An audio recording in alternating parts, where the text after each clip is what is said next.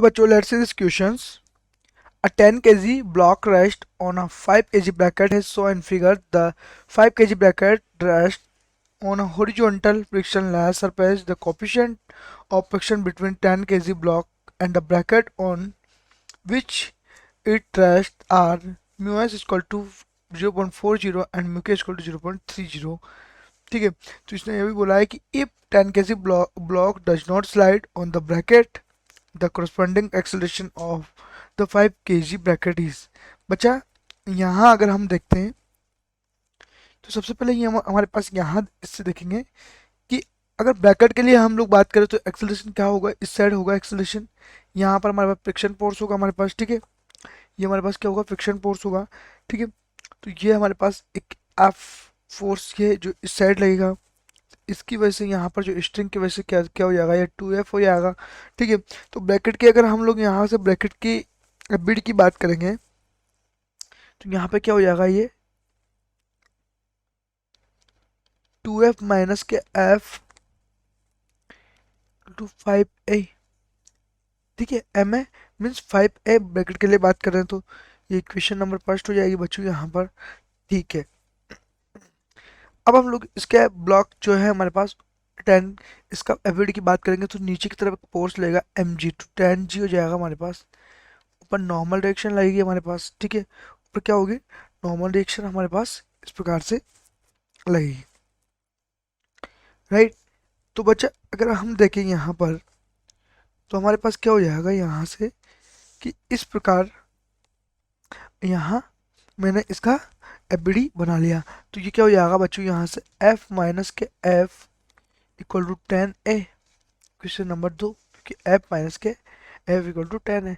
ठीक है, ये हो गया इसका एफबीडी। चलो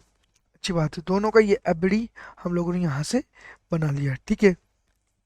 अब हम लोग देख रहे हैं कि हम लोग को यही बोला है कि if 10 kg block does not slide,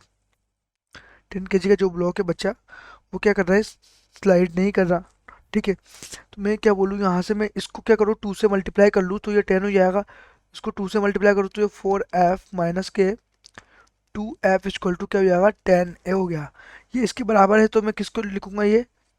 4f minus के 2f equal to f minus के f, ये हो जाएगा, ठीक है, तो ये इसको मैं लिख लिया मैंने ये, ठीक है, तो यहाँ से देखेंगे तो ये कितना हो जाएगा, यहाँ पर 3f इक्वल टू 5f, ठीक है, f की वैल्यू यहाँ से कितनी आ जाएगी बच्चों, यहाँ से आ जाएगी हमारे पास 3f अपॉन 5। f की अगर वैल्यू देखें तो हम लोग यहाँ से f इक्वल टू क्या हो जाएगा, f मैक्स, इसको मैक्स बोलो तो मैक्स बोल सकते हो 0.4, ये हम लोग को दे रखा है, इंटू एम जी, 10 kg का ब्लॉक है, जी की वैल्यू भी 10 रखती मैंने, 40 न्यूटन हमारे पास ये आ गया यहाँ से, ठीक है। तो अब यहाँ पे देखेंगे तो एफ, इसी जो इक्वेशन से अगर हम लोग देखें तो हमारे पास एफ जो है वो एफ का वैल्यू क्या आएगा, यहाँ से 3/5 इंटू 10 सॉरी 5 इंटू 40, ये कितना आएगा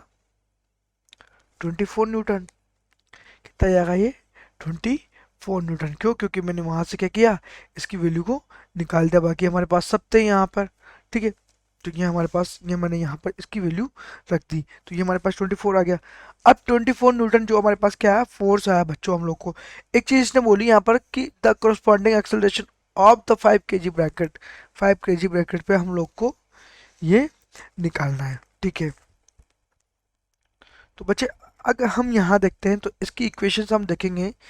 कि जो हमने हमारे पास थी यहाँ पर 2f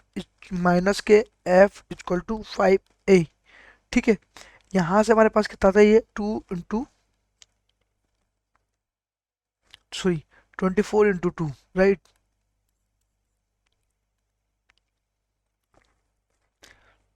2 इंटू 24 माइनस के